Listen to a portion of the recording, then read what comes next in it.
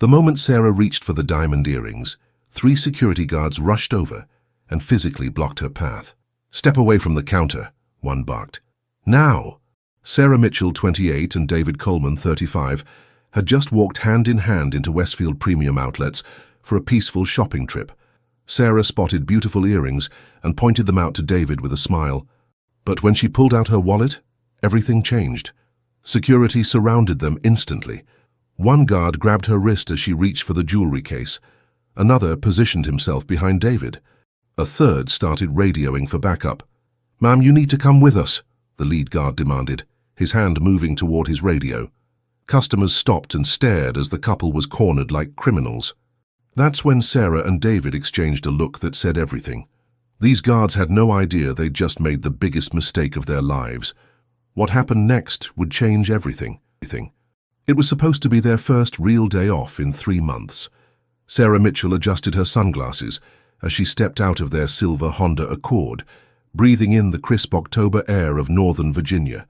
The Westfield Premium Outlet stretched before them like a temple to American consumerism, all gleaming storefronts and pristine walkways. "Remember when we used to window shop here in college?" David Coleman asked, locking the car with a satisfying beep. At 35, he still moved with the careful precision that had gotten him through Secret Service training, but today he wore it loosely, like a comfortable jacket. Sarah laughed, tucking her natural hair behind her ear. Window shopping was all we could afford back then. She squeezed his hand. Today we can actually buy something. They'd earned this moment. 3 months of working opposite schedules, of passing each other in hallways with nothing more than quick kisses and promises to catch up later. Sarah's work with the ATF had kept her traveling between Richmond and DC, tracking illegal weapons shipments that seemed to multiply faster than she could document them. David's Secret Service assignments had him pulling double shifts during the political season, protecting officials whose names he couldn't mention even to her. The mall hummed with Saturday afternoon energy. Families pushed strollers between stores. Teenagers clustered around phone screens, and well-dressed couples browsed with the unhurried pace of people who belonged there. Sarah and David fit right in, dressed in dark jeans and comfortable sweaters, looking like any young professional couple enjoying their weekend. "Where to first?" David asked, though he already knew the answer. Sarah had been eyeing a particular jewelry store's window display for months during their rushed coffee runs. "Just a quick look," she said, but her smile suggested otherwise. They wandered through the main corridor, past stores selling everything from designer handbags to organic skincare. The afternoon light streamed through skylights, casting everything in the warm glow that made expensive things look even more desirable. Sarah paused at a coffee cart, ordering them both cappuccinos with an extra shot. "You know," David said, watching her count out exact change, "we could just use a card like normal people." "Cash keeps things simple," Sarah replied, a habit from years of tracking financial crimes. "Besides, I like the weight of it. Makes purchases feel more real." They continued walking, sipping their coffee and pointing out ridiculous price tags with the comfortable mockery of people who'd worked for everything they had. The $300 candle, a $150 phone case, a $500 scarf that looked identical to one they'd seen at Target for $20. "This is why I love you," David said as Sarah snorted at a $200 handbag. "You keep me grounded." "Someone has to," she replied, but her attention had already shifted to the jewelry store ahead. "Just 5 minutes?" The store sparkled like a cave of crystals. Even from outside, they could see the careful arrangement of diamonds, gold, and platinum that caught the light and threw it back in 1,000 directions. A few well-dressed customers moved slowly inside, examining pieces with the reverence usually reserved for art museums. 5 minutes, David agreed, though he suspected it would be longer. Sarah pressed her face to the window like a kid outside a candy store. "Look at those earrings," she whispered, pointing to a pair of diamond studs displayed prominently in the center. "They're perfect." David looked closer. The earrings were beautiful, simple enough for everyday wear but elegant enough for special occasions. The kind of jewelry that said success without screaming it, the kind Sarah deserved after all her hard work. "How much?" he asked, though he suspected he didn't want to know. Sarah squinted at the tiny price tag. $800. They stood in silence for a moment, calculating.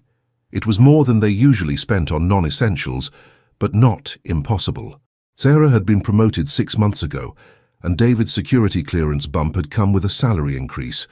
They'd been careful with money, saving for a house down payment and their future. "It's a lot," Sarah said quietly. "It's your birthday next month," David reminded her, "and your sister's wedding is in December. You could wear them for both." Sarah's reflection smiled back at her from the store window. She'd been wearing the same small gold hoops for 3 years, a gift from her mother when she'd graduated from Quantico. Beautiful, but simple. She was ready for something that reflected how far she'd come. 5 minutes turned into a shopping trip? David asked. "Maybe," Sarah said.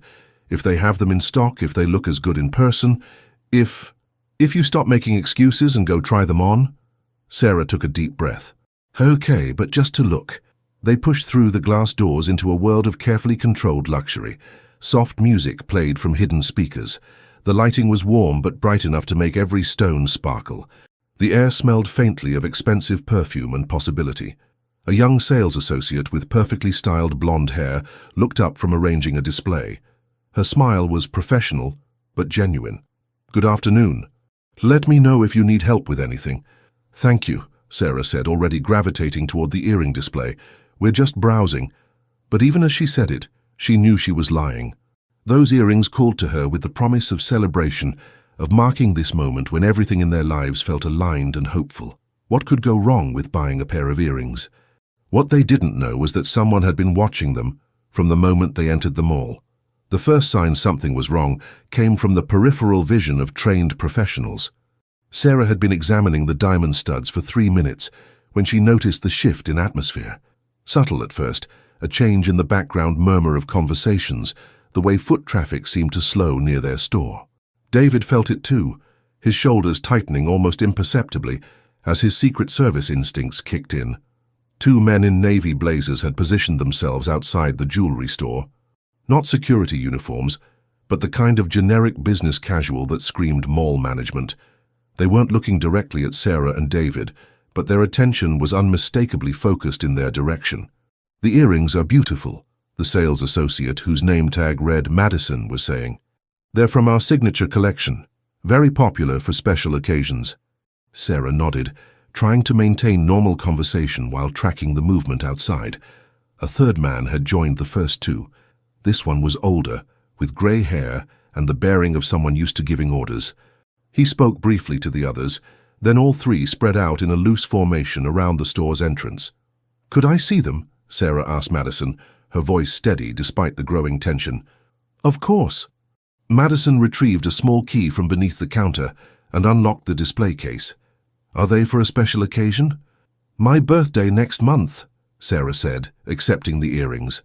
They were even more beautiful up close, catching the store's lighting and throwing back tiny rainbows. "And my sister's wedding in December." David moved closer, ostensibly to examine the earrings but actually to get a better angle on the men outside. His training had taught him to catalogue details automatically. All 3 appeared to be in their 40s or 50s. 2 wore earpieces, 1 kept checking his phone. More security, but with an intensity that seemed disproportionate for their location. "They suit you perfectly," Madison said as Sarah held the earrings up to her ears. "The cut really complements your face shape." In the mirror, Sarah could see both her reflection and the partial view of the corridor behind them. More people had stopped walking past their store. A woman with a stroller had paused to check her phone. 2 teenagers stood near the coffee cart they'd visited earlier, but their attention wasn't on their drinks. "David," Sarah said quietly, "are you seeing this?" "Yeah," he murmured, pretending to examine a display of men's watches. Professional interest or coincidence? It was their code for asking whether they were witnessing a security situation or paranoid from too many years in federal law enforcement. But the answer was becoming clearer by the moment.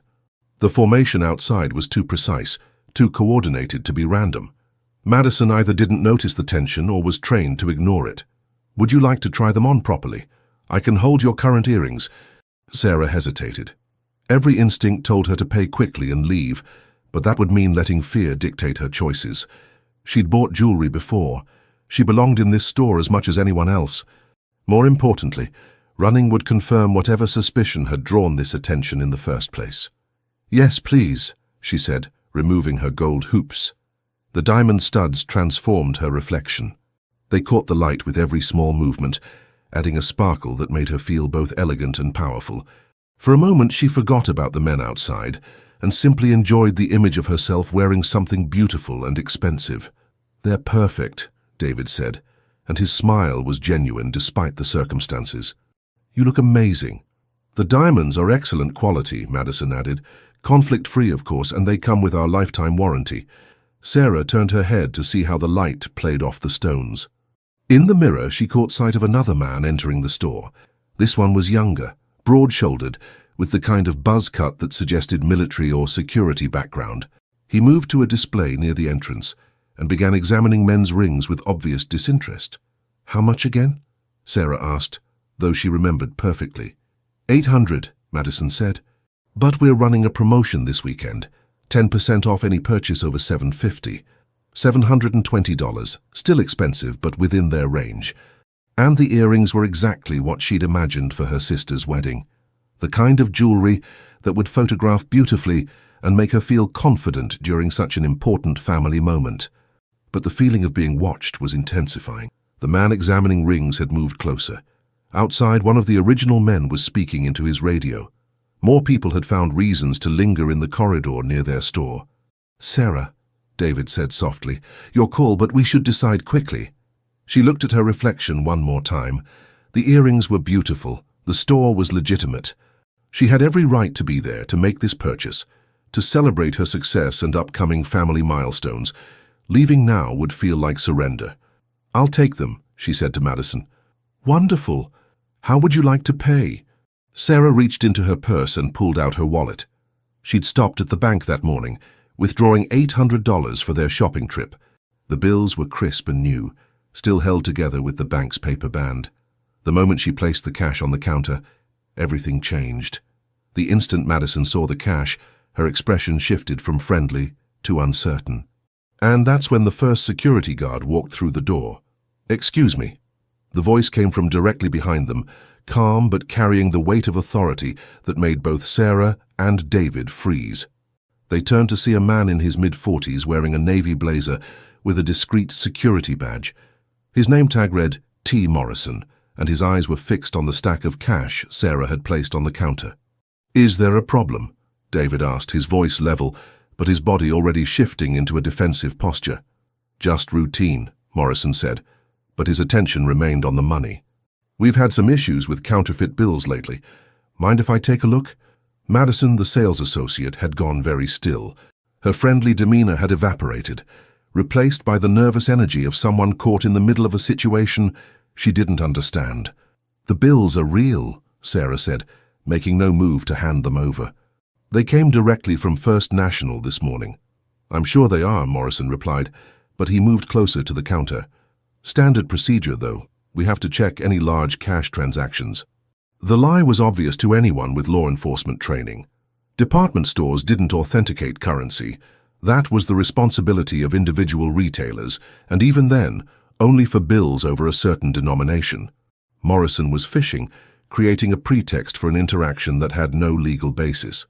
"What's the store's policy?" David asked Madison, putting her in the uncomfortable position of having to choose sides. We don't usually..." Madison looked helplessly between them and Morrison. "I mean, cash is cash, right?" "Not always," Morrison said. And now there were 2 more security guards entering the store. "We've had sophisticated counterfeiting operations targeting high-end retailers.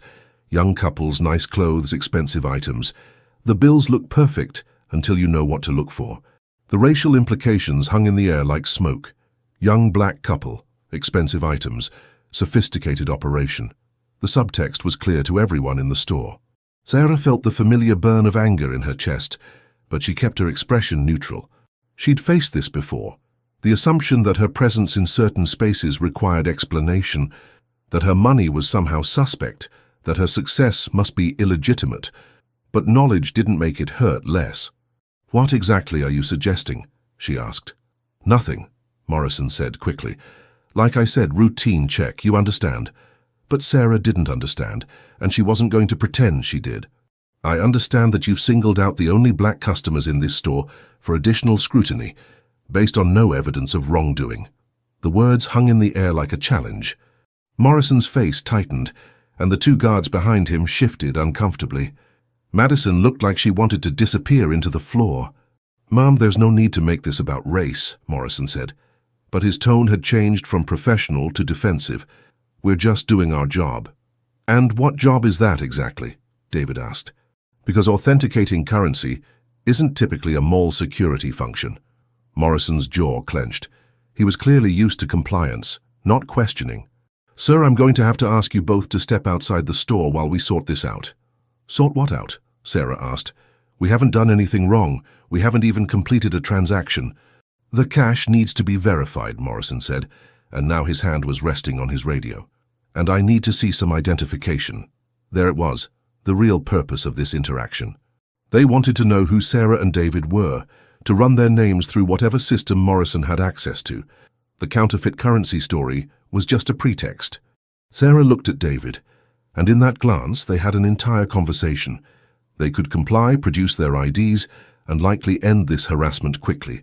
Their federal credentials would shut down Morrison's fishing expedition immediately, but compliance would also validate the stop, suggesting that security had legitimate grounds for their suspicion.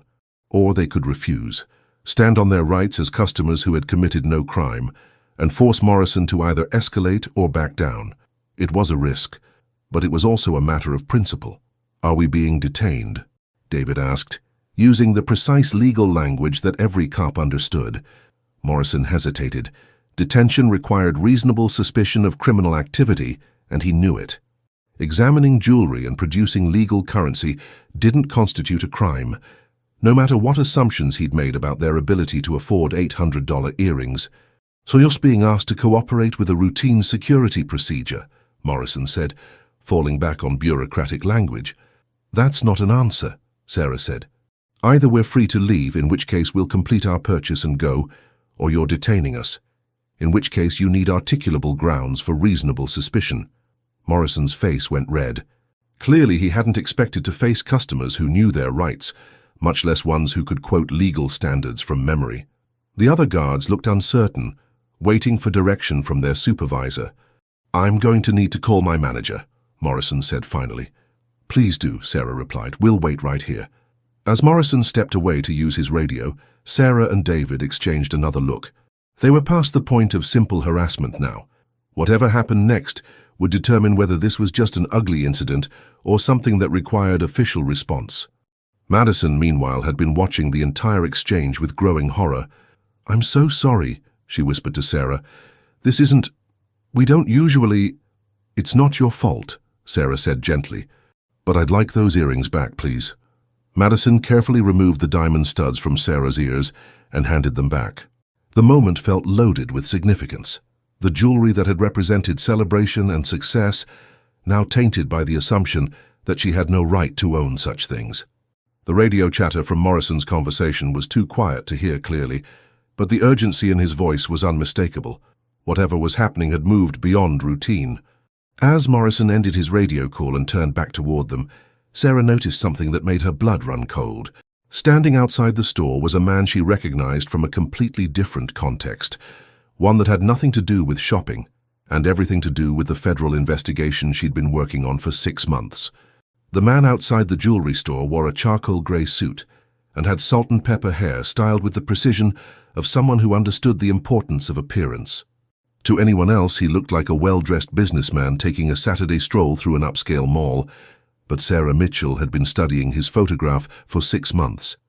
Anthony Kellerman, age 54, regional manager for a chain of luxury retail stores, and according to ATF intelligence, a key figure in a sophisticated weapons trafficking network that used high-end shopping centers as distribution points.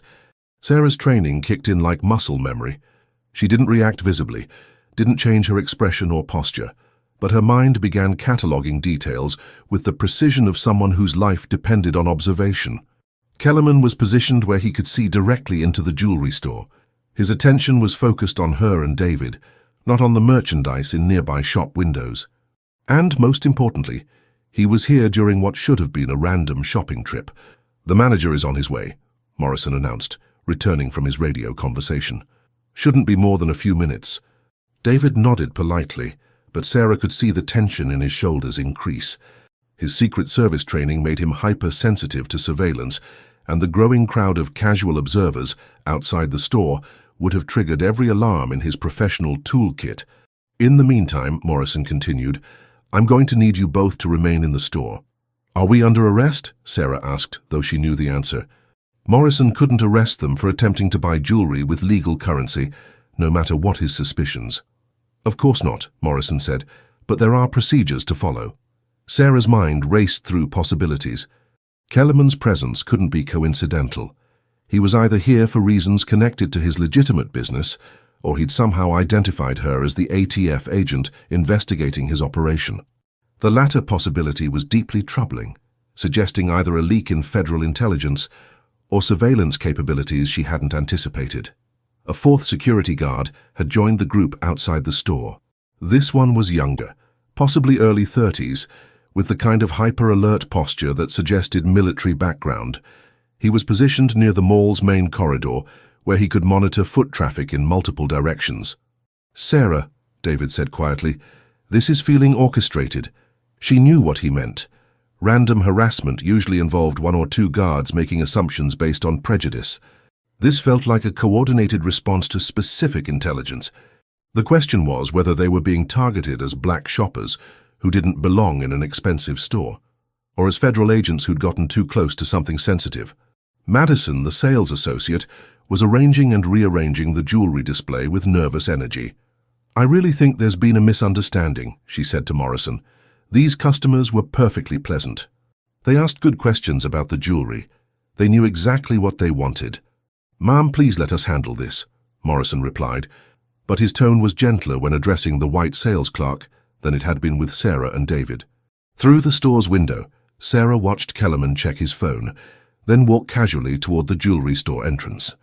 Her pulse quickened. If he entered the store and recognized her, the situation would become infinitely more complicated. Her cover identity for the ATF investigation would be blown, potentially compromising months of intelligence gathering. But if she revealed her federal credentials now to end this harassment, she might inadvertently alert Kellerman to her true identity. Either way, the shopping trip she'd planned as a simple celebration was rapidly becoming a professional nightmare. David, she said softly, we need to... I know, he interrupted, following her gaze toward Kellerman. Options? They were trapped between competing imperatives. As private citizens, they had every right to complete their purchase and leave. As federal agents, they had responsibilities that complicated simple solutions. And as a black couple in a situation that was clearly escalating beyond normal bounds, they faced risks that their white colleagues never had to consider. Morrison's radio crackled with an incoming message. He listened intently, then responded in a voice too low for them to hear clearly. But his body language shifted from officious to urgent. Change of plans, he announced. I need you both to come with me to the security office. On what grounds? David asked. Suspected fraud, Morrison said, and now his hand was resting openly on his radio. The bills you presented show signs of sophisticated counterfeiting. It was a complete fabrication, but it provided Morrison with the legal pretext he'd been lacking. Suspected fraud was a criminal offense that justified detention pending investigation. Sarah realized with cold clarity that they were being maneuvered into a situation where their options would be even more limited. Outside the store, Kellerman had stopped walking. He was close enough now that Sarah could see his face clearly, and what she saw there made her blood run cold. Recognition. Not the vague sense that he'd seen her somewhere before, but the specific awareness of exactly who she was and what she represented. Anthony Kellerman knew she was ATF, and he was using mall security to neutralize a federal investigation. Actually, Sarah said to Morrison, her voice steady despite the adrenaline flooding her system, I think it's time we showed you some identification. She reached slowly into her purse, maintaining eye contact with Morrison to ensure he didn't misinterpret her movements as threatening. Her fingers found the leather credential case she'd carried for 6 years, through raids and investigations and congressional briefings. Before you do anything else, she continued, you should know that you're interfering with federal agents in the performance of their duties. Morrison's expression changed from confident to confused to alarmed in the space of 3 seconds. What? Sarah flipped open her credential case. revealing the gold ATF badge and photo identification that had taken her through some of the most dangerous situations of her career. Special Agent Sarah Mitchell, Bureau of Alcohol, Tobacco, Firearms and Explosives. David was already reaching for his own credentials. Agent David Coleman, United States Secret Service. The silence that followed was so complete that Sarah could hear the soft background music playing through the store's speakers. Morrison stared at their badges as if they might disappear if he looked away. Madison's eyes went wide with shock and what might have been embarrassment. And outside the store, Anthony Kellerman turned and walked quickly toward the mall's exit, his casual stroll replaced by the urgent pace of a man who'd just realized he'd made a terrible mistake. But as Sarah and David watched Kellerman disappear into the crowd, Morrison's radio crackled with a new message that made them both freeze. All units, we have confirmation. These two are wanted for questioning in connection with the theft of federal evidence from the Richmond field office. Detain immediately. The words hit Sarah like ice water. Federal evidence theft. Richmond field office. It was impossible, absurd and terrifyingly specific. Someone with intimate knowledge of federal law enforcement operations was using that knowledge to frame them. That's a lie, Sarah said firmly, but she could see doubt creeping into Morrison's eyes. A minute ago she'd been a shoplifter. Now she was supposedly a corrupt federal agent. The escalation was too convenient to be anything but orchestrated. Morrison backed away from them, his hand moving to his radio. Dispatch, this is Morrison. I need immediate backup at the jewelry store. We have two subjects claiming to be federal agents, possibly armed. Claiming. David's voice carried the cold edge that Sarah had heard him use during security briefings. Would you like to call the ATF field office and verify Agent Mitchell's credentials? Or perhaps the Secret Service duty desk? But Morrison was no longer listening. The radio message had given him exactly what he needed. Grounds to treat them as immediate threats, rather than customers to be questioned. More security guards were converging on the store, and Sarah could see mall patrons being discreetly moved away from the area. I need you both to place your hands on the counter and spread your feet, Morrison commanded, his voice now carrying the authority of someone who believed he was apprehending dangerous criminals. Absolutely not, Sarah replied. We've committed no crime, and we're not submitting to an illegal search. Ma'am, you're suspected of federal crimes. This is now a law enforcement matter. Sarah's mind raced through the legal implications. Morrison was acting on information received from what he believed was a legitimate law enforcement source. Even if the information was fabricated, his actions might be legally defensible. More concerning was the sophistication of the setup. Whoever was behind this understood both federal protocols and mall security procedures. David stepped closer to Sarah, not in a threatening way, but in the protective stance that had been drilled into him during years of guarding high-value targets. Sarah, he said quietly, we need to control this situation before it gets worse. She knew what he meant. They were federal agents, but they were also Black Americans in a situation that was rapidly escalating beyond reason. Every additional second increased the risk of violence, whether from overzealous security guards or responding police officers who might shoot first and ask questions later. Morrison, Sarah said, using his name to personalize the interaction, call your supervisor now. Tell him you have two federal agents who need immediate verification of their credentials. This is not a situation you want to handle incorrectly. For a moment, Morrison hesitated. Sarah could see him weighing his options, the career-ending consequences of assaulting federal agents against the equally serious implications of letting suspected criminals escape. His radio crackled again. Morrison, do you have the subjects in custody? Negative, dispatch. They're claiming federal credentials. Negative on federal status. Intelligence indicates stolen badges. Proceed with detention. Sarah felt her blood turn to ice. Whoever was feeding information to mall security had anticipated their credential display and prepared a counter-narrative. This wasn't random harassment or even simple frame-up. This was a sophisticated operation designed to neutralize federal agents using the very system they served. David, she said quietly, we need to call this in. Already on it, he replied, his phone already in his hand. But as he started to dial, Morrison lunged forward and knocked the phone from his grip. No communications, Morrison barked. You're suspected of stealing federal equipment. That could be evidence. The phone skittered across the floor, coming to rest near Madison's feet. She looked down at it as if it might explode, clearly overwhelmed by a situation that had moved far beyond retail jewelry sales. 6 security guards now surrounded the jewelry store, creating a perimeter that effectively trapped Sarah and David inside. Mall shoppers were being redirected away from the area, though Sarah could see curious faces peering around corners and pillars. Someone was undoubtedly recording this on their phone, which could be either helpful or disastrous, depending on how the situation resolved. "Last chance," Morrison said, his hand now resting on what appeared to be a taser. "Hands on the counter, spread your feet, submit to search." Sarah looked at David, and in that moment, they made a decision that would define everything that followed. They weren't going to submit to illegal detention based on fabricated charges. They weren't going to allow themselves to be framed for crimes they didn't commit. And they weren't going to let racial prejudice and bureaucratic cowardice override their rights as American citizens and federal agents. "No," Sarah said simply. That's when the first sirens became audible in the distance, and Sarah realized that whoever was orchestrating this had just escalated to the next level. The sirens grew louder, multiplying from one to several as emergency vehicles converged on the Westfield premium outlets.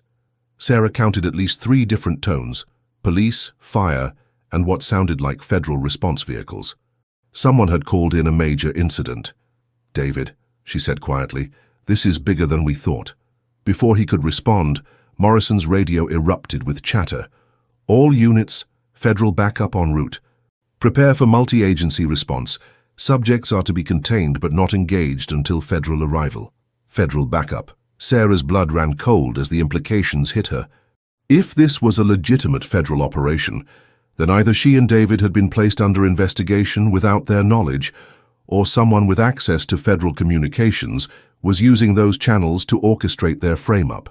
The first police cruiser arrived with lights flashing, pulling up directly in front of the jewelry store.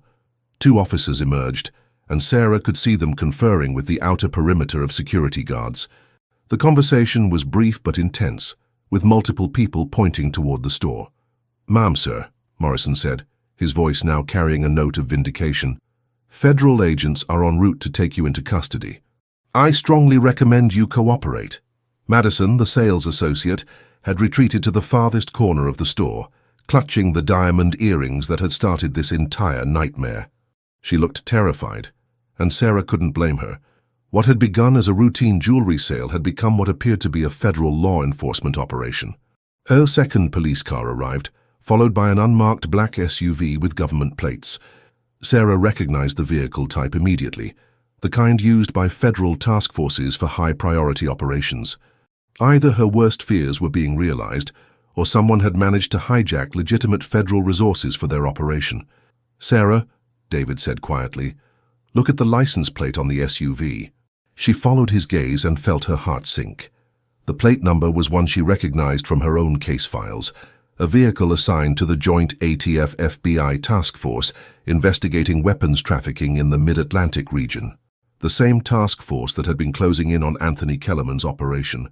The pieces began falling into place with terrible clarity.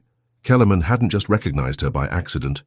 He'd identified her as the lead ATF agent on his case and had used his connections that apparently extended into federal law enforcement itself, to neutralize the investigation by neutralizing the investigators.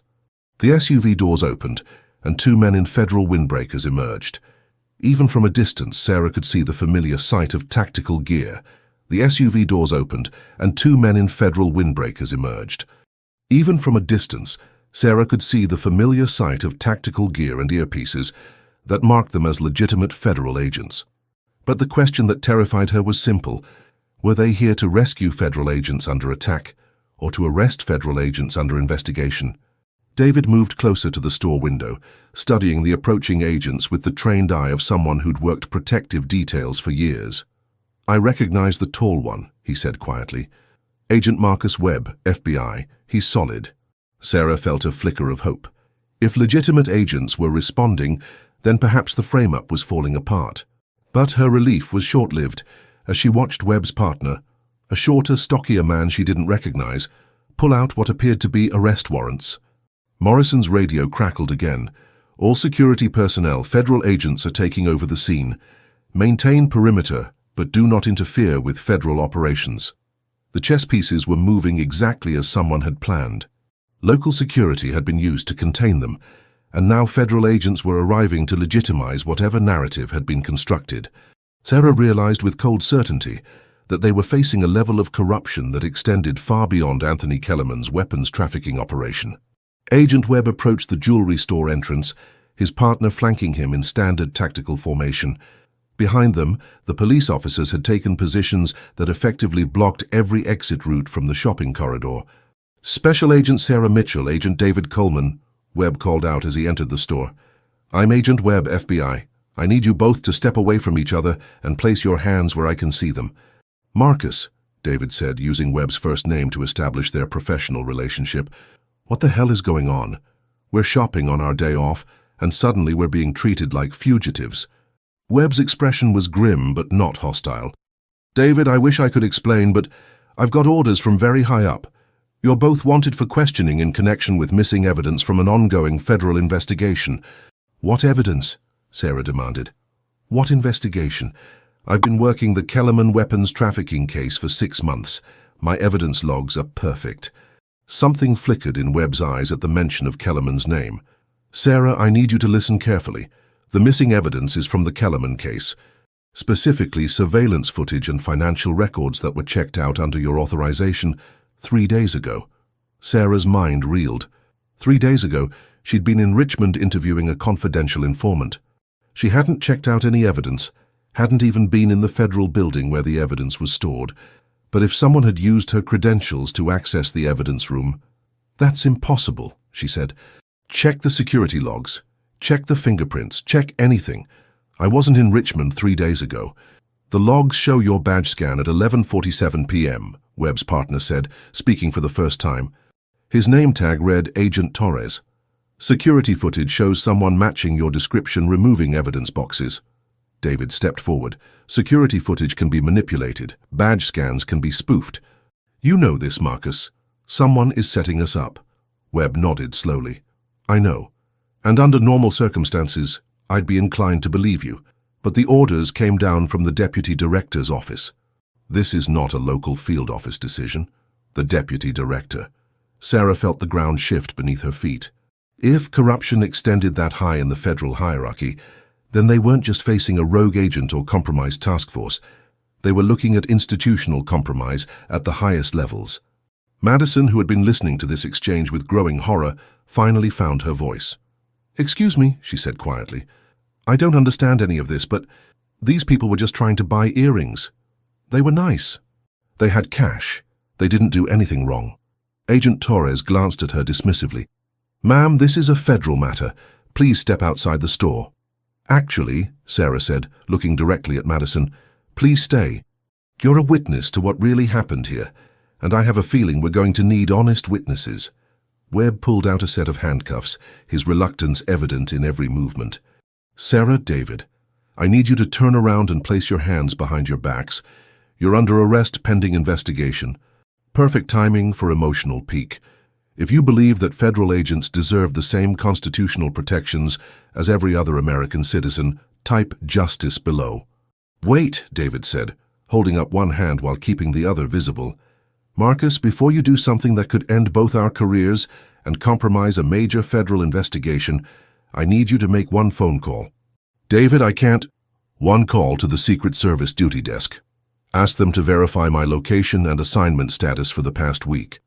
Ask them specifically about any evidence I might have checked out from other agencies." Webb hesitated. Standard procedure called for immediate arrest and processing, but David's request was reasonable. Cross-agency verification was routine in complex investigations. "And while he's doing that," Sarah added, "call the ATF Richmond field office, ask Special Agent in Charge Patricia Williams where I was 3 days ago.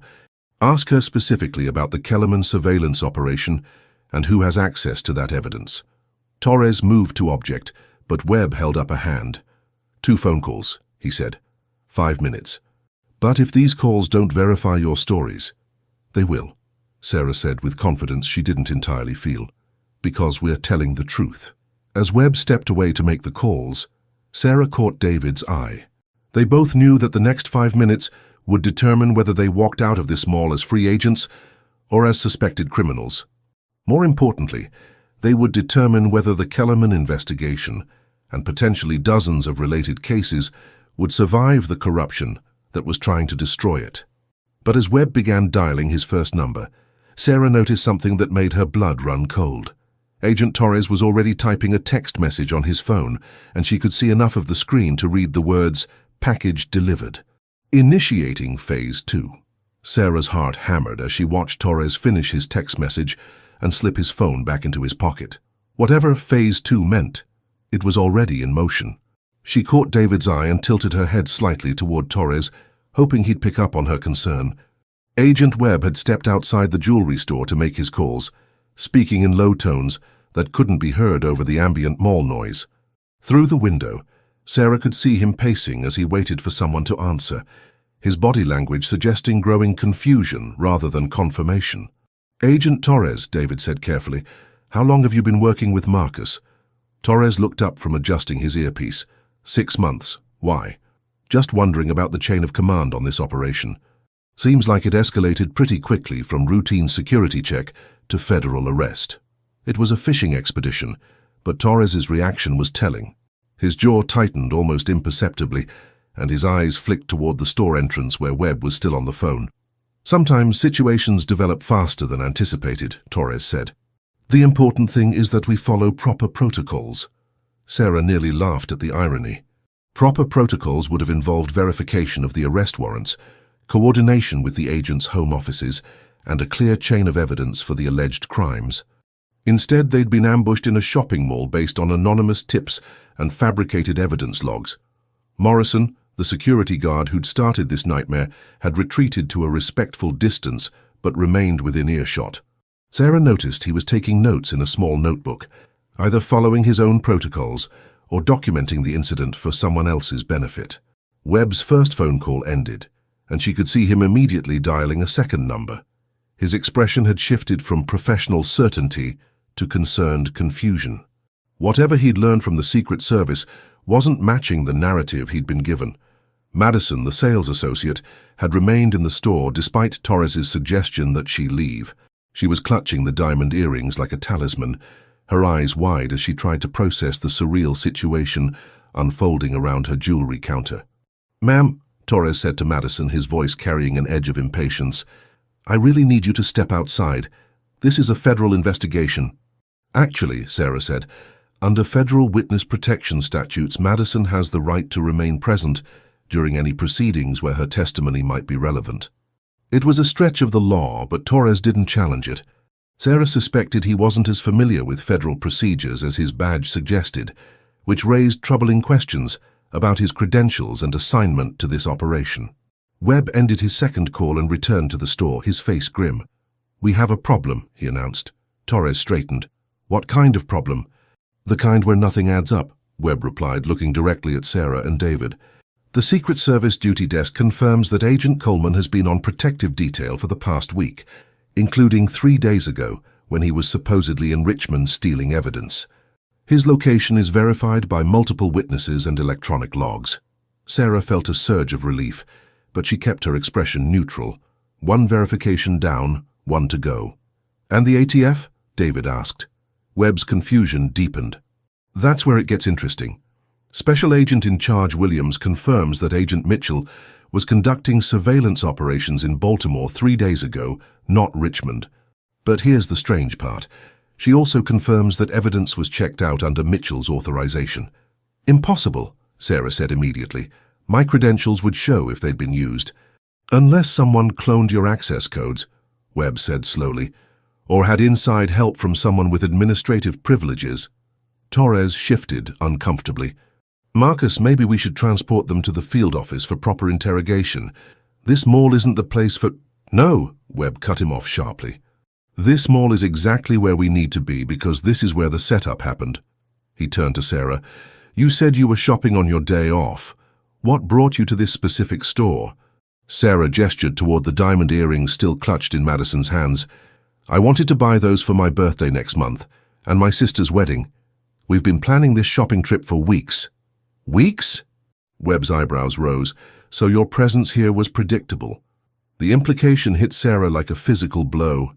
If their shopping trip had been planned and discussed, then someone with access to their personal communications could have known they'd be here.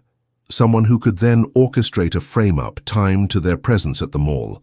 "David," she said quietly, "remember last Tuesday we talked about this shopping trip during dinner?" David's face went pale. "At the restaurant, the one with outdoor seating." They'd chosen the restaurant specifically because it felt safe to discuss personal matters away from their respective offices. But outdoor seating also meant their conversation could have been monitored by anyone with proper equipment and positioning. Webb was watching this exchange with growing alarm. "Are you suggesting someone had you under surveillance?" "I'm suggesting," Sarah said carefully, "that someone knew we'd be here, knew we'd be carrying cash, and knew enough about our work to fabricate evidence that would neutralize us at exactly the right moment." Torres's phone buzzed with an incoming text. He glanced at it, and Sarah caught a flash of panic across his features before he composed himself. "Marcus," Torres said urgently, "we need to wrap this up. I just got word that there's been a development in the Richmond investigation. They need these two in custody immediately." But Webb was no longer listening to his partner. His attention was focused entirely on Sarah and David, and the pieces of a much larger puzzle that were falling into place around them. "Torres," Webb said slowly, "what's your background? How did you get assigned to this operation?" "What do you mean?" Torres asked, but his voice had lost its earlier confidence. "I mean," Webb said, pulling out his own phone, "I don't remember requesting a partner for this assignment, and I've never seen you in the DC field office." As Webb started dialing what was clearly an emergency number, Torres reached inside his jacket, not for handcuffs or identification, but for something that made Sarah's blood turn to ice. The moment Torres's hand moved toward his jacket, David's Secret Service training took over. Without conscious thought, he stepped sideways, placing himself between the potential threat and Sarah, while simultaneously moving to shield Madison behind the jewelry counter. "Whoa, easy," Torres said, but his movement toward his jacket continued. "Just getting my phone." "Hands where I can see them," Webb commanded, his own weapon now drawn and trained on his supposed partner. "Agent Torres, if that's your real name, you're going to very slowly remove your hand from your jacket and place both hands on the counter." The jewelry store erupted into controlled chaos. Morrison and the other security guards, seeing federal agents drawing weapons, began shouting conflicting orders. Mall shoppers in the corridor started running. And somewhere in the distance, more sirens wailed as additional emergency vehicles responded to what was becoming a major incident. Torres's facade cracked completely. The nervous, slightly incompetent federal agent disappeared, replaced by someone with the cold calculation of a professional operative. "This is not how this was supposed to go," he said, his hands still moving toward his jacket. "Stop!" Webb shouted. "Federal agent, show me your hands!" But Torres was already committed to his course of action. His hand emerged from his jacket holding not a phone, but a small device that Sarah recognized immediately from her ATF training, a remote detonator. "Everyone stays calm," Torres said, his voice now carrying a distinct accent that hadn't been present earlier. "Nobody needs to get hurt if you all follow instructions."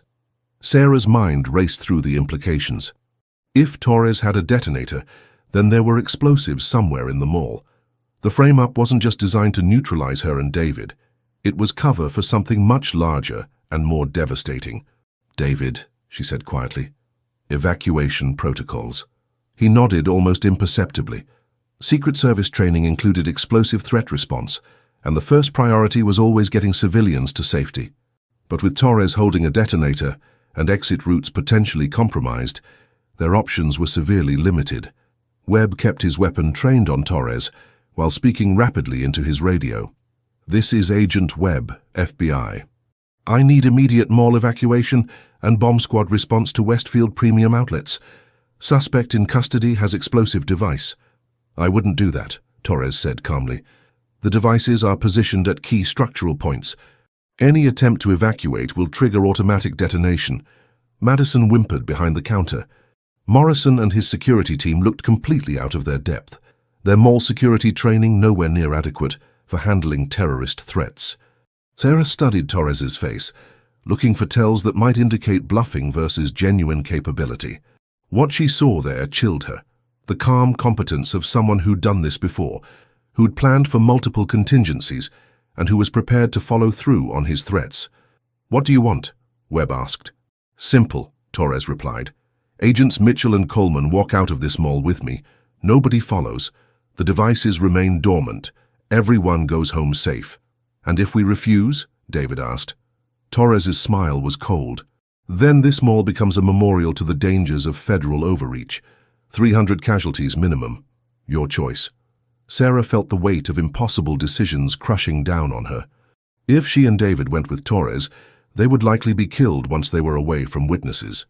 But if they refused, hundreds of innocent people would die in an explosion designed to look like domestic terrorism. "There's a third option," she said quietly. Torres raised an eyebrow. "I'm listening. You tell us who you're working for, why they wanted us neutralized, and how deep this corruption goes. In exchange, we help you walk out of here alive." "Sarah," Webb warned, "you can't negotiate with terrorists." But Sarah wasn't negotiating. She was buying time while her mind worked through the tactical situation. Torres had made several mistakes that suggested he wasn't as professional as he wanted them to believe.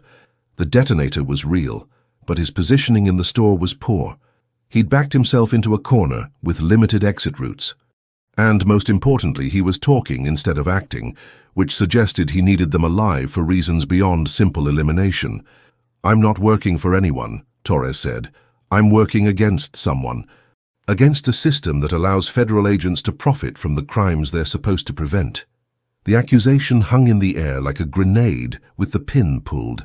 Torres was suggesting that Sarah and David were corrupt agents who'd been stealing evidence to sell to criminal organizations. It was a narrative that would justify extreme measures and provide cover for whatever larger operation was taking place. "That's a lie," David said flatly, "and you know it." "Do I?"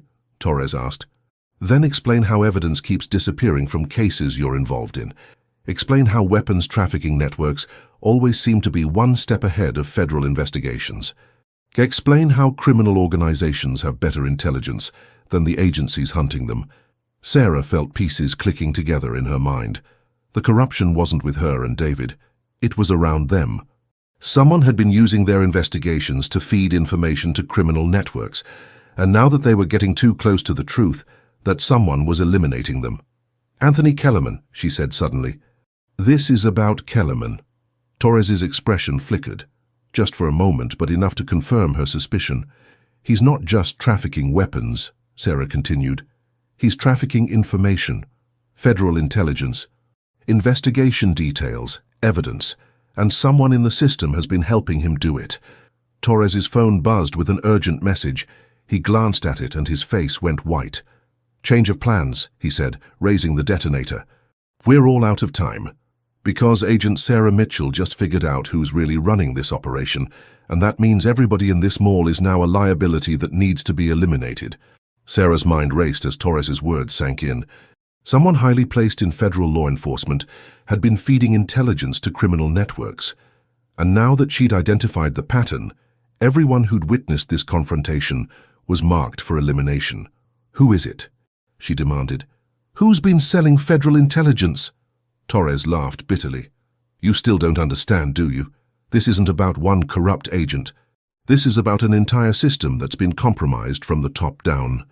Webb kept his weapon trained on Torres while processing this revelation. "Names," he said. "Give us names." "Why?" "So you can report back to the same people who ordered your partner here to eliminate 2 federal agents?" Torres shook his head.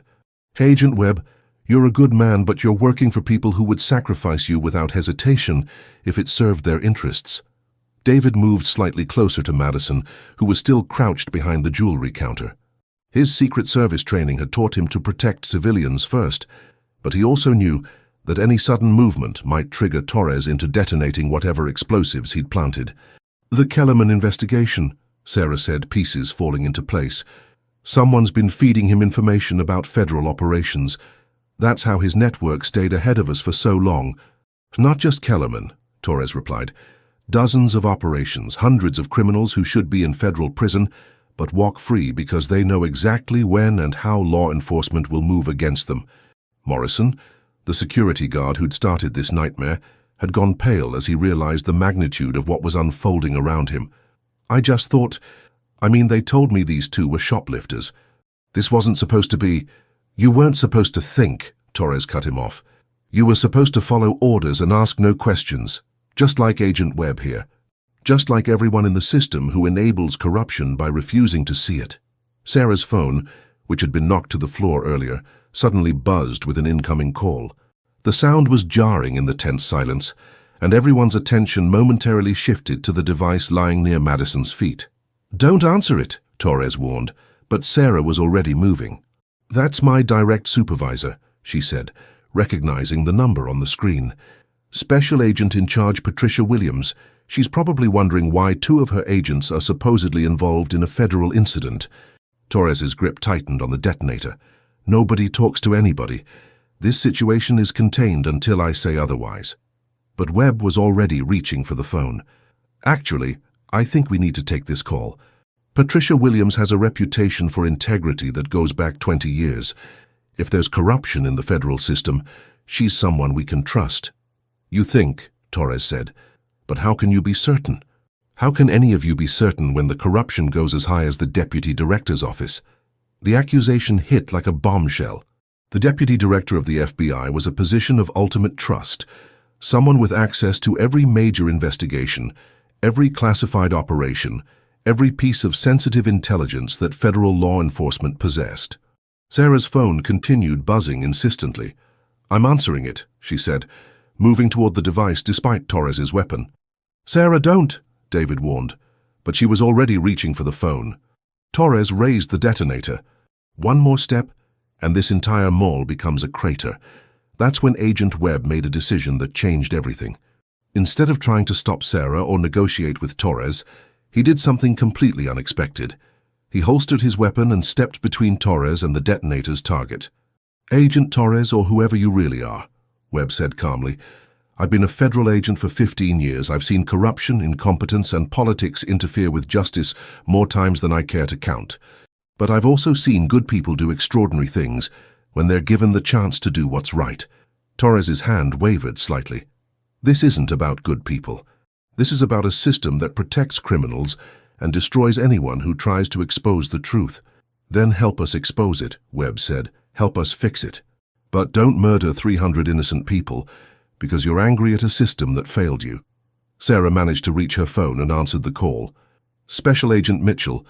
Patricia Williams's voice was sharp with concern. "Sarah, what the hell is going on? I'm getting reports that you and Agent Coleman are involved in some kind of federal incident at a shopping mall." "Ma'am, we're in a situation," Sarah said, keeping her voice steady despite the detonator pointed in her direction. "We were set up, framed for evidence theft in connection with the Kellerman investigation, and we have reason to believe the corruption extends much higher than we thought." "How high?" Williams asked immediately. Sarah looked directly at Torres. "Deputy Director level, according to our source." The silence on the phone was deafening. When Williams spoke again, her voice had changed completely. "Sarah, listen to me very carefully. Do not trust anyone claiming federal authority until I can verify their credentials personally. Do not allow yourselves to be transported anywhere, and do not discuss the Kellerman investigation with anyone." "Ma'am, there's more. We have someone here claiming to have explosives in the mall. He says he's trying to expose the corruption, but—" "Explosives?" Williams's voice cracked like a whip. "Sarah, you need to get everyone out of there immediately. I'm coordinating with bomb squad and federal response teams, but you need to buy time." Torres was watching this conversation with growing agitation. "Enough," he said, raising the detonator higher. "End the call now." But Sarah wasn't finished. "Ma'am, the person with the explosives claims to have evidence of systematic corruption in federal law enforcement. He says—" Torres lunged forward and knocked the phone from her hand, sending it clattering across the floor. "I said enough. There's stories like this happen in communities around the world, where good people stand up against corruption and injustice. Let us know what country and city you're watching from, so we can see how far these powerful messages of truth and accountability are reaching." But as Torres raised the detonator to trigger the explosives, Madison did something that no one expected. She stood up from behind the jewelry counter and said in a clear, strong voice, "Wait, I know who you are."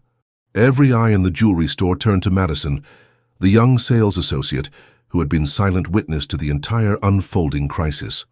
She stood behind the counter with surprising steadiness, the diamond earrings still clutched in one hand, but her fear had been replaced by something that looked like recognition. "You're Tommy Morrison," she said, looking directly at Torres. "You used to work here." Torres, or Morrison, went completely still. The detonator remained raised, but his attention was now focused entirely on the young woman who had just stripped away his carefully constructed identity. "That's impossible," Morrison, the security guard, said, confusion evident in his voice. "My name is Morrison. This guy is Torres." Madison shook her head. "No, you're Tim Morrison, security. But he's Tommy Morrison, and he used to manage the electronics store 2 levels up, about 8 months ago before it closed down." Sarah felt pieces clicking together in her mind. Electronics store. Access to surveillance equipment. Knowledge of mall security protocols. Close enough to legitimate law enforcement to understand procedures, but bitter enough about something to turn against the system. "Tommy Morrison," Agent Webb said slowly, running the name through his mental database of federal personnel. "Former FBI technical analyst, dismissed for unauthorized access to classified databases. Dismissed for trying to expose corruption," Torres, Tommy Morrison, corrected sharply. "Dismissed for discovering that evidence was being systematically deleted from federal databases to protect criminal networks." David moved slightly closer to Madison, recognizing her courage but concerned for her safety. "What happened to the electronics store?" he asked. "It was part of a chain," Madison said, her voice growing stronger. "The company went bankrupt after some kind of federal investigation. Tommy lost his job, lost his house. He was really angry about it."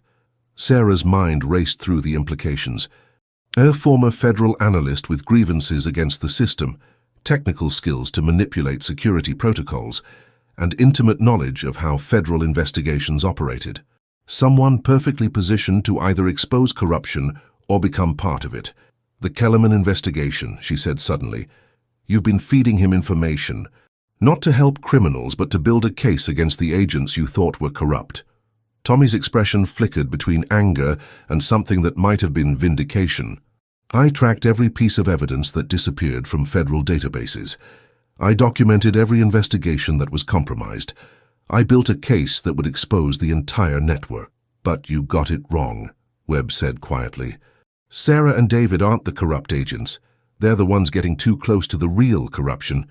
"How can you be sure?" Tommy demanded.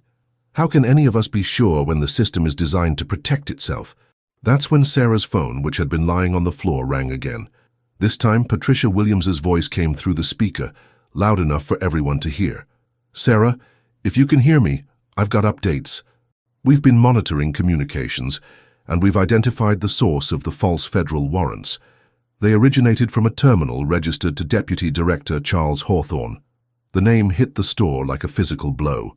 Deputy Director Hawthorne was a 30-year veteran of federal law enforcement, someone whose integrity had never been questioned, whose access to sensitive information was virtually unlimited. "That's impossible," Webb said, but his voice lacked conviction. Williams continued, "We've also discovered that Agent Torres's credentials are fake. The real Agent Torres is currently on assignment in Los Angeles and has been for the past month." Tommy's grip on the detonator tightened. "You see, even now when the corruption is exposed, they're covering it up, blaming a fake agent instead of admitting that their precious deputy director is selling federal intelligence." Sarah studied Tommy's face, looking for the truth behind his anger and paranoia. What she saw there was a man who'd been right about corruption existing, but wrong about where it was coming from. A man who'd let his justified anger turn into dangerous extremism. "Tommy," she said gently, "you were right about the corruption. Evidence was being stolen and sold. Investigations were being compromised. But you targeted the wrong people. How can you be certain?" He asked again, but with less conviction than before. "Because," David said, "if we were corrupt, why would we be shopping at a mall with our own money? Why would we react with surprise when security confronted us? Why would we call in our own supervisors to verify our credentials?" Tim Morrison, the security guard, had been listening to this exchange with growing alarm. "Wait," he said. "If this guy isn't really a federal agent, then who gave the orders to detain them in the first place?" The question hung in the air like smoke. Everyone in the store had assumed that federal authority was directing the situation, but if Tommy's credentials were fake, then the entire operation had been orchestrated by someone else entirely. Sarah's phone crackled again with Patricia Williams' voice. "Sarah, we've traced the source of the mall security alerts. They didn't come from any federal agency. They came from a private security company with contracts throughout the Mid-Atlantic region." "What company?" Webb asked. "Kellerman Protective Services." The silence that followed was so complete that Sarah could hear her own heartbeat. Anthony Kellerman hadn't just been trafficking weapons and information. He'd been using his legitimate security business to orchestrate the elimination of federal agents who were getting too close to his operation. Tommy Morrison's face went white as the implications hit him. "I've been working for Kellerman," he said quietly. "He convinced me that I was exposing corruption, but I was just his weapon against the agents trying to stop him." Madison spoke into the stunned silence. "Tommy, you don't have to blow up the mall. You can still do the right thing." But before Tommy could respond, the lights in the jewelry store suddenly went out, and in the darkness Sarah heard the sound that every federal agent dreaded, the distinctive whine of a charging explosive device. Emergency lighting kicked in 3 seconds after the main power failed, casting everything in the jewelry store in an eerie red glow. The charging whine continued, growing higher in pitch with each passing moment.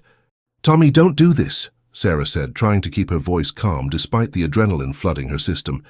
"Kellerman played you. He used your anger and your skills to target the very people who could have helped you expose the real corruption." In the red-tinged darkness, Tommy Morrison looked like a broken man. The detonator trembled in his hand, and Sarah could see tears reflecting in the emergency lighting.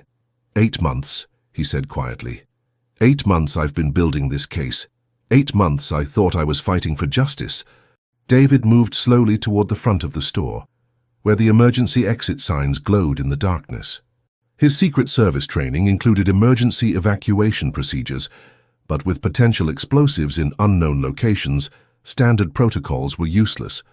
Agent Webb was speaking rapidly into his radio, coordinating with bomb squad personnel who were still en route. "We need immediate power restoration and tactical lighting," he said. "Suspect is armed with what appears to be a dead man switch." "It's not a dead man switch," Tommy said, overhearing the radio chatter. "It's on a timer. I set it when the lights went out. We have maybe 10 minutes before—" He didn't finish the sentence, but he didn't need to. Everyone in the store understood that 10 minutes was nowhere near enough time to evacuate hundreds of people from a sprawling shopping complex. Madison was still behind the jewelry counter, but her earlier courage had given way to practical thinking. "Tommy," she said, "where are the explosives? If you tell us where they are, maybe Bomb Squad can disarm them." "Structural support columns," Tommy replied automatically. "Load-bearing supports in the main corridors, designed to bring down the entire mall." Sarah felt sick. Kellerman had convinced Tommy to position explosives that would kill hundreds of people and destroy a major commercial center, all to eliminate 2 federal agents who were getting too close to his operation. "Tommy, listen to me," she said urgently. "Kellerman doesn't care about exposing corruption. He doesn't care about justice. He only cares about protecting his criminal network. And right now, he's using you to commit mass murder." "I know," Tommy whispered. "I figured it out when the power went off. That wasn't part of my plan. Someone else is controlling this now." The implication was terrifying. If Kellerman or his associates had taken control of the explosive devices, then Tommy's detonator might not even be functional. They could all die simply because they'd become inconvenient witnesses to a larger conspiracy. Webb's radio crackled with an update. "All units, we have confirmation of explosive devices at multiple locations throughout the mall. Bomb Squad ETA is 8 minutes. Beginning immediate evacuation of surrounding areas."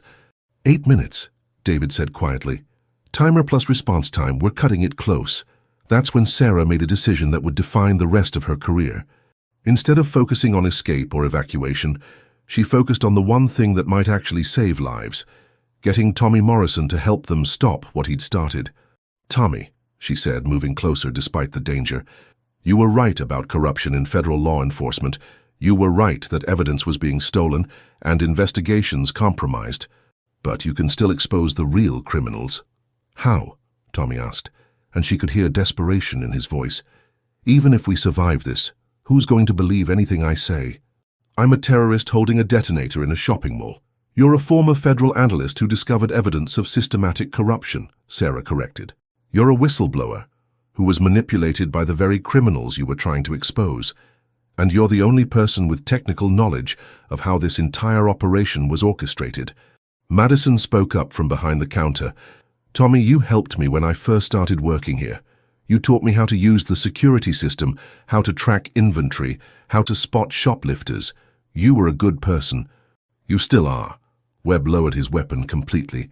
Tommy, I'm going to make you. Webb lowered his weapon completely. Tommy, I'm going to make you a promise. If you help us stop this right now, if you help us save these people and expose the real corruption, I will personally ensure that your story gets told. Not as a terrorist, but as someone who tried to do the right thing and got manipulated by criminals. Tommy looked around the emergency-lit store at the faces of people who moments ago he'd been prepared to kill. Sarah could see the internal battle playing out across his features, the desire for redemption, warring against years of anger and betrayal. The timer, he said finally. I can stop the timer, but I need access to the mall's central security system. How far? David asked. Security office, 3rd level, west corridor, but Kellerman's people might be monitoring it. Sarah was already moving toward the store entrance. Then we go fast and we go together. Webb, can you coordinate with Bomb Squad to meet us there? Already on it, Webb replied, speaking rapidly into his radio. All units converge on Mall Security Office Level 3, Federal agents and technical specialists en route to disarm explosive devices. As they prepared to leave the jewelry store, Madison called out, "Wait." She emerged from behind the counter, still holding the diamond earrings that had started this entire nightmare. Walking directly to Sarah, she pressed them into her hands. "These belong to you," Madison said simply. "When this is over, when the truth comes out, I want you to remember that not everyone believed the lies about you." Sarah felt tears welling in her eyes as she accepted the earrings. They felt heavier now, weighted with meaning far beyond their monetary value. They represented hope, dignity, and the refusal to let prejudice and corruption define her worth. "Thank you," she whispered. Tommy Morrison looked at this simple exchange, a white sales clerk defending the integrity of black federal agents, and something seemed to break inside him. Not break apart, but break free. "Let's go stop this," he said firmly. "Let's expose the real criminals." But as they rushed toward the security office, none of them noticed the figure watching from the shadows of the corridor, Anthony Kellerman himself, with a backup detonator and a plan to ensure that no one would leave the mall alive to testify against him. The emergency lighting in the mall corridors created a maze of red shadows and uncertain visibility, as Sarah, David, Tommy, and Agent Webb raced toward the security office. Their footsteps echoed in the unnaturally quiet space. Most shoppers had been evacuated when the power failed, leaving behind only security personnel and emergency responders. 2 minutes, Tommy said, checking his watch as they reached the 3rd level. Maybe less. The security office door was already open, its banks of monitors displaying feed from cameras throughout the mall. Most showed empty corridors and closed storefronts, but several screens revealed bomb squad personnel in protective gear, moving carefully through the main concourses. Tommy went straight to the central control terminal and began typing rapidly. "I need to access the detonation sequence," he muttered, his fingers flying over the keyboard. "It's encrypted, but I know the base code." Sarah positioned herself near the door, watching for threats while David coordinated with Webb to ensure Bomb Squad knew their location. The walkie-talkie chatter was constant now. Tactical teams, evacuation coordinators, federal response units all trying to manage a situation that had spiraled far beyond anyone's control. "Got it," Tommy said suddenly. "Timer shows 90 seconds. I can stop it, but I need 30 seconds of uninterrupted access." That's when they heard the footsteps in the corridor outside. Sarah peered around the doorframe and felt her blood turn to ice. Anthony Kellerman was walking calmly toward the security office, flanked by 2 men in tactical gear who were definitely not law enforcement.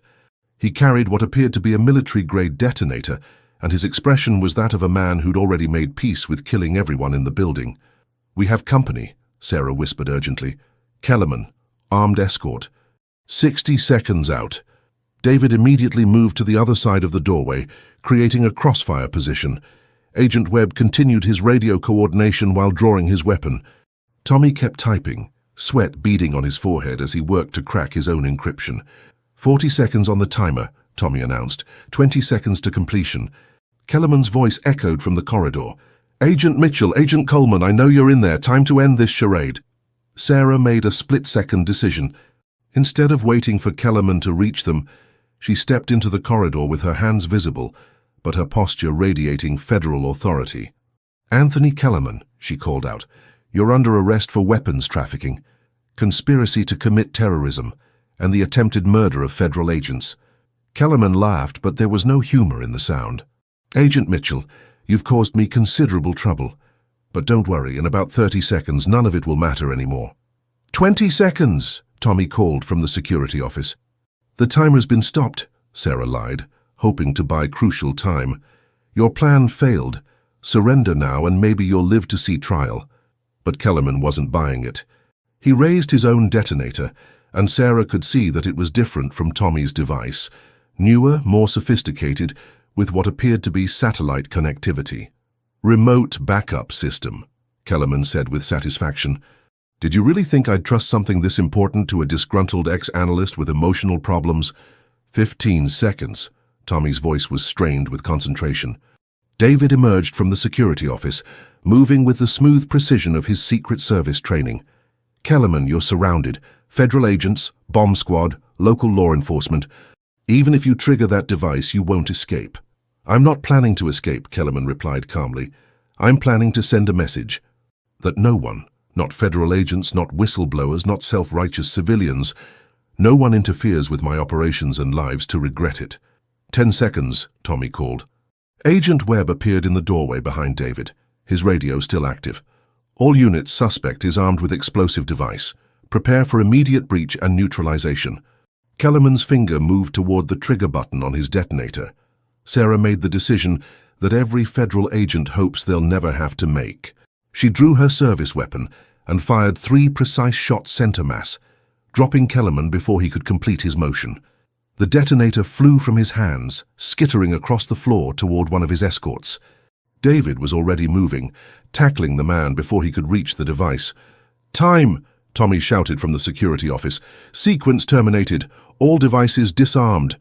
The silence that followed was broken only by the sound of tactical teams converging on their location and the distant wail of ambulance sirens. Anthony Kellerman lay motionless on the mall floor. His conspiracy to eliminate federal agents and commit mass murder ended by the very people he'd tried to destroy.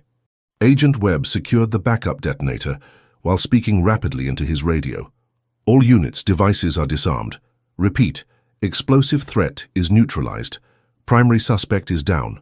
Sarah holstered her weapon and leaned against the corridor wall, suddenly exhausted by the adrenaline crash that followed life-and-death situations. David moved to her side, offering silent support in the way that only longtime partners could provide. Tommy Morrison emerged from the security office, looking like a man who'd just awakened from a nightmare. It's over, he said quietly. The timer, the devices, all of it. Everything's been disarmed. But Sarah knew it wasn't really over. There would be investigations, hearings, trials. There would be questions about how someone like Kellerman had gained access to federal intelligence and federal resources. There would be a reckoning with the corruption that had allowed this conspiracy to flourish. Most importantly, there would be justice. Sarah Mitchell stood before a congressional subcommittee wearing the diamond earrings she'd tried to buy on what was supposed to be a simple shopping trip. The irony wasn't lost on her. Jewelry that had triggered a racial profiling incident had become a symbol of her refusal to be intimidated by corruption or prejudice. Agent Mitchell, the subcommittee chair said, can you summarize for the record what your investigation revealed about the extent of corruption in federal law enforcement? Senator, we discovered that Anthony Kellerman had cultivated relationships with 17 federal employees across 6 agencies over a period of 8 years. He used these relationships to obtain advance warning of law enforcement operations, steal evidence from ongoing investigations, and eliminate agents who posed threats to his criminal network. In the gallery behind her, Sarah could see David Coleman, who had testified earlier about the security failures that had allowed Kellerman's conspiracy to operate undetected. Also present was Madison Chen. She'd kept her sales job at the jewelry store and had become an unlikely advocate for retail workers' rights to refuse participation in discriminatory practices. Tommy Morrison sat in the witness section, waiting for his turn to testify about the technical methods Kellerman had used to manipulate federal databases. His cooperation with the investigation had earned him immunity from prosecution and a position as a federal whistleblower advocate. Agent Mitchell, another senator asked, "What reforms would you recommend to prevent similar conspiracies in the future?" Sarah thought about that question for a moment, remembering the terror and helplessness she'd felt when systems she'd trusted had been turned against her. "Senator, I'd recommend 3 key changes. First, mandatory cross-agency verification for any operation targeting federal personnel. Second, independent oversight of evidence handling with real-time audit trails. And third, protection for whistleblowers that goes beyond current statutes to include technical specialists and support personnel." The hearing continued for another hour, covering technical details and policy recommendations that would shape federal law enforcement for years to come. But Sarah's mind kept drifting back to that moment in the jewelry store when Madison had handed her the earrings and said they belonged to her. Because that's what this had all been about, really. Belonging. The right to shop in expensive stores without justifying your presence. The right to serve your country without having your loyalty questioned because of your race. The right to expect justice from the systems designed to protect it. After the hearing, Sarah and David walked out of the Capitol building into the warm Washington, D.C. sunshine. They'd been offered media interviews, book deals, speaking engagements, all the opportunities that came with being reluctant heroes in a story that had captured national attention. They'd turned them all down. "Ice cream?" David asked, pointing to a vendor cart near the Capitol steps. "Ice cream," Sarah agreed. As they walked toward the cart, David's phone buzzed with a text message. He glanced at it and smiled. "Madison?" he said. "She sold another pair of diamond earrings today. Said she made sure to tell the customer the whole story about why those particular earrings were special." Sarah touched the earrings she wore, feeling their familiar weight against her neck. "Some stories are worth telling," she said. They bought ice cream and sat on a bench overlooking the National Mall. 2 federal agents who'd saved hundreds of lives and exposed a conspiracy that reached the highest levels of law enforcement. But in that moment, they were just Sarah and David, enjoying ice cream in the sunshine, grateful to be alive and still fighting for justice. Because that's what justice looks like sometimes. Not dramatic courtroom victories or headline-grabbing arrests, but quiet moments when good people choose to do the right thing, even when the cost is high. And that's a story worth telling. Thank you to everyone who typed justice and to all who shared their locations from around the world. Your global support means everything. If these stories inspire you, please subscribe to join our community and help us share more incredible tales of courage and justice. Until next time, keep believing in the power of truth.